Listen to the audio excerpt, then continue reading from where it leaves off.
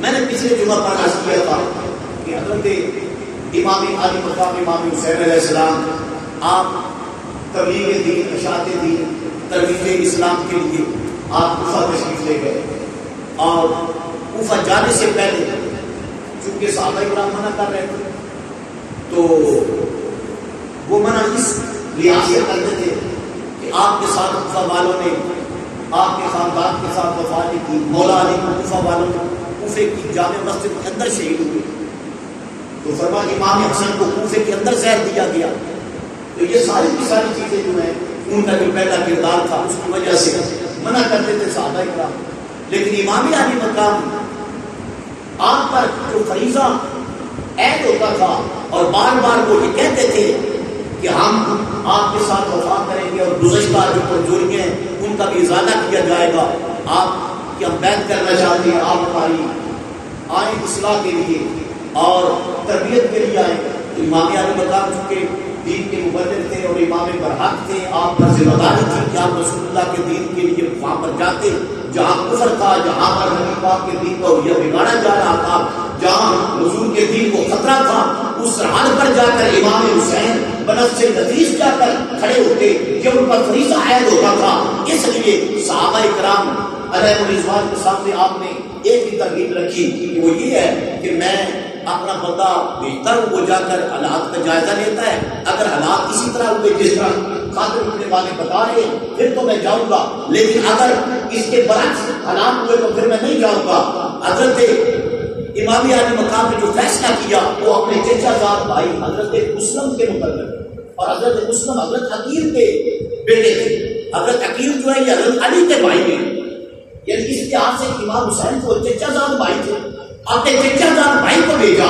آپ جائیں کوفہ کے اندر جا کر حالات کا جائزہ لیں، یہ روزانہ جو وفود آتے ہیں، یہ خطوط آتے ہیں، ان کے اندر جو کچھ بیان کیا جاتا ہے وہ ان کی قسم بیانی ہے یا امتحان کوئی ہے، آپ جا کر فیصلہ کریں اور مجھے مطلع کریں تاکہ میں پھر راستے سفر معلوم۔ انتظار ہونے لگا، حضرت مسلم بن عقیل یہاں سے جب روانہ ہوئے اکیلے نہیں گئے تھے، دو بچوں کو ساتھ لے کر گئے تھے، اور تاریخ کی کتابوں کے اندر موجود ہے ایک کی عمر 60 سال کی تھی، ایک کی عمر 9 سال کی تھی کہ جناب مسلم بن عقیل اپنے بچوں کے ہمراہ ہم نے سفر کیا، کوفہ پہنچے، اور جب کوفہ پہنچے کوفہ والوں نے بڑا والہانہ استقبال کیا، اور استقبال کا انداز یہ تھا انہوں نے حضرت مسلم بن عقیل کی آمد پر بہت بڑی نعرہ بازی کی، استقبال کیا،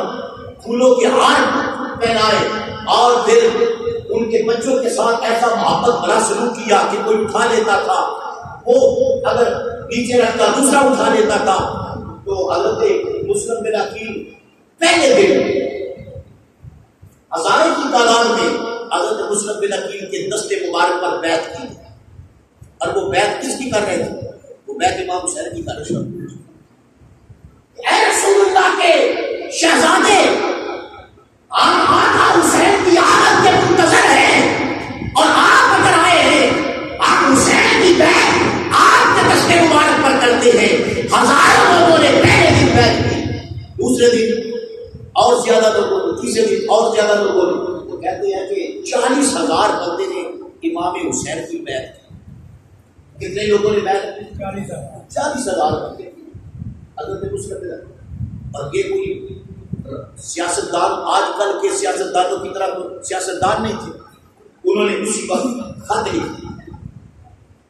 آقا حسین آپ آئیں، یہ لوگ جانثار ہیں، جو کچھ خطوں کے اندر بھیجا ہے اس پر پورا اتر رہے ہیں، اور انہوں نے آپ کی بیعت میرے ہاتھ پر 40,000 کے قریب کر لی ہے۔ خط امام حسین کو ملا، ادھر امام حسین نے رخت سفر باندھ لیا، پہلے تیار تھے، اور کوفہ کی طرف جا کر روانہ ہوئے، اور ادھر حضرت مسلم بن عقیل جب لوگ بیعت کر رہے تھے تو یہ اطلاع یزید کے پاس پہنچی۔ کوفے کا گورنر اس وقت نعمان بن بشیر، یہ کوفے کا گورنر تھا، یزید کے پاس خبر پہنچی کہ گورنر نے کوئی مزاحمت نہیں کی، لوگ گڑا گڑ بیعت ہو رہے ہیں، لہٰذا اس باب کیا جائے۔ تو یزید ویسے بھی اہل بیت خاندان رسول کے خلاف تھا، اس نے بصرہ کا گورنر جو ظالم تھا اور انتہائی مکار آدمی تھا عبید اللہ ابن زیاد، اس نے اس کو وہاں سے معزول کر کے اور اسے کہا کہ تم جا اور جا کے کوفے کی گورنری سنبھال لے۔ اور بعض روایتوں کے اندر ہے کہ اس نے کہا کہ بصرہ کا بھی تو گورنر ہے اور ساتھ مجھے کوفہ کی گورنری بھی دیتا ہوں۔ یہ دو جو اقتدار ہیں یہ تیرے حصے میں ہیں، تیرے اقتدار کو مجھ سے دے رہا ہوں، اور جہاں جا کر حالات کنٹرول کر لوگ امام حسین کی بیعت کر رہے ہیں۔ تو ان حالات کے اندر جب امام حسین کا انتظار ہو رہا تھا، لوگ دیکھ رہے تھے کہ آقا حسین کب آئیں گے، انتظار میں تھے۔ اس انتظار کے اندر لوگ تھے تو ابن زیاد پہنچا، یہ اپنی بکاری کی وجہ سے بڑا مشہور تھا۔ پہلے تو اس نے کام یہ کیا کہ اس نے لباس، عربی لباس، حجازی لباس پہنا، جو لباس امام حسین کے علاقے کے لوگ پہنتے ہیں، اور دوسرا یہ رات کے وقت داخل ہوا اور اس راستے سے داخل ہوا جو راستہ مدینے سے آتا تھا، اور پھر نقاب اس نے منہ پر لپیٹا ہوا تھا۔ لوگوں نے سمجھا کہ امام حسین آ گئے، لوگ امام حسین کی خوشی میں اکٹھے ہو گئے، نعرے لگانے لگے، اس کا بڑا پرزور استقبال ہوا۔ لیکن جب یہ قصر عمارت کے پاس، دار عمارت کے پاس پہنچا اور اس نے اپنے چہرے سے نقاب اتارا تو لوگ بول اٹھے کہ یہ تو ابن زیاد ہے، یہ تو امام حسین نہیں ہے، یہ نواز رسول نہیں ہے۔ اور وہ دار عمارت پر چڑھا اور اس نے وہاں پر کھڑے ہو کر اعلان کیا، خبردار جس بندے نے مسلم بن عقیل کی بیعت کی ہے وہ بیعت توڑ دے، ورنہ میں اس کا گھر جلا دوں گا، بچے ذبح کر دوں گا، عورتیں بیوہ کر دوں گا۔ میرے جیسا ظالم اور لڈان اور بے باک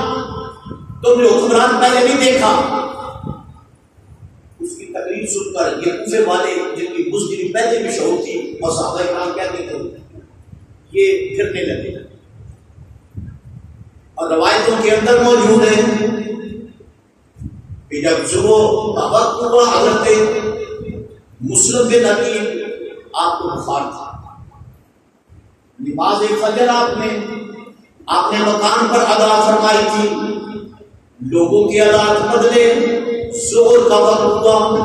آپ مسجد کے اندر تشریف لے گئے۔ جب مسجد کے اندر پہنچے تو مسجد کے اندر نمازی کوئی نہیں، پیچھے نماز پڑھنے والا کوئی نہیں۔ جناب مسلم بن عقیل نماز کے لیے کھڑے ہوئے، دو آپ کے شہزادے وہ پیچھے تھے جنہوں نے نماز پڑھی۔ نماز پڑھنے کے بعد حضرت مسلم بن عقیل سفیر حسین دیکھنے لگے، حالات بدل گئے ہیں، لوگوں کو کیا ہوا۔ آپ مسجد سے باہر نکلے، سڑک کے کنارے کنارے جا رہے ہیں۔ ایک نوجوان کو آواز دی، اسے پوچھا مجھے بتا، میں بے خبر ہوں اس وقت کوفے کے حالات کیا ہیں۔ اس نے کہا عبید اللہ ابن زیاد وہ گورنر مقرر ہو گیا ہے، لوگوں کو اس نے ڈرایا دھمکایا ہے، لوگ حسین کی بیعت توڑ چکے ہیں، عبید اللہ ابن زیاد کے ہاتھ پر یزید کی بیعت کر چکے ہیں۔ اے رسول اللہ کے شہزادے،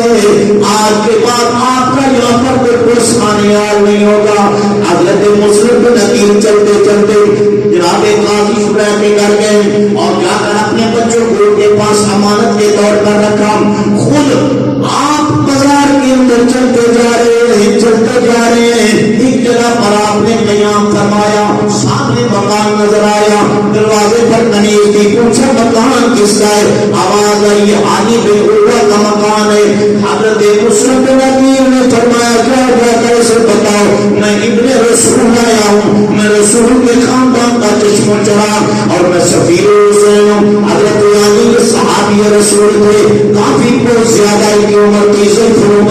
عمری کا عالم کا، بیمار بھی تھے، بستر سے اٹھ بھی نہیں سکتے تھے۔ اندر سے جب سفیر حسین کا پیغام پہنچا، اٹھنے کی کوشش کی لیکن بستر پر گر پڑے۔ حضرت مسلم بن عقیل کو اندر آنے کی دعوت دی، آپ تشریف لے گئے۔ جب آپ ان کے پاس پہنچے، ان کی بیمار کرسی کی حالات کے بارے میں بتایا کہ اس طرح کفر کی حالات بدل گئے ہیں، مجھے انہوں نے خط لکھ کر بلایا ہے اور اپنی بدعہدی کا انہوں نے اسی طرح تسلسل لوگوں کے سامنے قائم کر کے دکھا دیا ہے۔ حضرت عامر بھی فرمانے لگے میں جانتا ہوں کہ ابن زیاد مکار بھی ہے، یہ بڑا بےمان کا چال ہے، یہ ظلم اٹھائے گا، یہ آپ کو شہید کرے گا، آپ کے بچوں کی تلاش کرے گا، اگر بچے مل گئے تو بچوں کے ساتھ اچھا سلوک نہیں کرے گا۔ حسین اگر آپ کی ہوتے ہوئے یادات میں کوفہ کے اندر ان حالات کے اندر غارت ہوئے، یہ حسین کے ساتھ جنگ کرے گا، یہ ان کو کبھی معاف نہیں کرے گا۔ لیکن میری تجویز یہ ہے، میری تجویز یہ ہے کہ اس کا میرے ساتھ ایک رشتہ اور تعلق ہے، اگر میں 2-3 دن اور نہیں جاتا یہ چڑھ کر میرے پاس میری بیمار پرسی کے لیے ضرور آئے گا۔ لیکن اب میرا مشورہ یہ ہے جب یہ میرے گھر کے اندر آئے گا آپ کو میں دوسرے کمرے کے اندر بٹھا دوں گا، میں اس کو سمجھاؤں گا، اسے بتاؤں گا رسول اللہ کی آل کے ساتھ جفا نہیں کی جاتی، ان کے ساتھ تو پیار کیا جاتا ہے، ان کی تو اطاعت کی جاتی ہے، ان پر تو درود پڑھا جاتا ہے، ان پر تو سلام پڑھا جاتا ہے۔ وہ اگر رسول اللہ کے جگر پارے ان سے اگر کوئی دشمنی کرتا ہے اس کی دشمنی رسول کے ساتھ دشمنی ہے، حضور کے ساتھ دشمنی کرنے والا خدا سے دشمنی کرتا ہے، خدا رسول کا دشمن جہنم میں جائے گا اور جہنم کا سزاوار ہوگا، وہ جنت میں کبھی نہیں جا سکتا۔ میں اسے یہ ساری باتیں سمجھاؤں گا، لیکن اگر میری باتوں کے باوجود وہ بات نہ سمجھ سکا حضور میں امام شریف پکار کر اپنی کوہر کے اندر رکھوں گا، آپ اندر سے تشریف لے آئے، تلوار لے کر آئے، اس بےمان کی گردن اڑا دیں تاکہ یہ سارے کا سارا فتنہ ختم ہو جائے اور ظلم کرنے والا خود جو ہے مداخلے جہنم ہو جائے گا۔ آقا میں یہ میری تجویز ہے۔ آپ نے فرمایا ٹھیک ہے حامی بھالی، لیکن 2 دنوں کے بعد جب ابن زیاد اسی پروگرام کے مطابق حضرت علی کے پاس آیا ان کی بیمار پرسی کرنے کے لیے، جناب علی نے اسے سمجھایا، خاندان رسول کے مراتب اور فضائل کا ذکر کیا، ان کے درجات اور کمالات کا ذکر کیا، ان کی رسول اللہ کے ساتھ نسبتوں کا ذکر کیا، نبی پاک کے خطبوں کا ذکر کیا، خطیر سے لے کر مسجد نبی تک میرے نبی نے جو خطبے دیے تھے ایک ایک کر کے ابن زیاد کو یاد دلائے۔ لیکن وہ دنیا کا کمینہ دنیا کے مال کے اندر اتنا آگے جا چکا تھا، کہنے لگا میں باز نہیں آؤں گا، میں خاندان رسول کے ساتھ کبھی نرم رویہ اختیار نہیں کروں گا۔ اگر کوئی آدمی نے واجب کے مطابق دستار اتار گود میں رکھے، حضرت مسلم اندر سے تشریف نہیں لایا، اس نے دوسری مرتبہ پھر دستار اتاری، حضرت مسلم پھر تشریف نہیں لائے، تیسری مرتبہ حضرت علی نے سمجھا کہ شاید آپ متوجہ نہیں ہیں، تو انہوں نے عربی کا ایک شعر پڑھا اور شعر کا معنی یہ بنتا تھا کہ شکاری کے سامنے جب شکار لڑکے کے اندر آ جائے اسے دیر نہیں کرنی چاہیے، لیکن حضرت مسلم پھر بھی تشریف نہیں لائے، وہ چلا گیا۔ تو بعد میں آپ نے پوچھا کہ حضور میں نے عرض کیا تھا کہ آپ آتے گردن سے اڑا دیتے، اس کی تلوار مار کر فتنہ ختم ہو جاتا۔ حضرت مسلم بن عقیل نے فرمایا آپ نے جب پہلے امامت شریف رکھا تھا میں اس وقت بھی دیکھ رہا تھا، دوسری بار بھی دیکھ رہا تھا، تیسری بار، اور جب شعر پڑھا میں نے وہ بھی سنا ہے، لیکن میں نے پوچھنے کی کوشش کی لیکن مجھے رسول اللہ نے یہ کہہ کر بٹھا دیا ہم آگے پہلے کسی پر ہاتھ نہیں اٹھاتے، ہم کسی پر ظلم نہیں کرتے، اس لیے کہ ابھی یہ مجرم نہیں بنا، ابھی تو یہ ارادہ کر رہا ہے جب یہ ہاتھ رنگین کرے گا ظالم پھر کرے گا، میں نہیں کہتا کہ میری آل رسول قیامت کے دن وہ ایک کے ہاتھ کے اندر ہاتھ ڈال کر ان سے خون کا مقابلہ کرنا۔ سبحان اللہ، اس لیے میں نہیں پوچھتا۔ اچھا حضرت علی اب عبید اللہ بن زیاد نے جاسوس چھوڑے،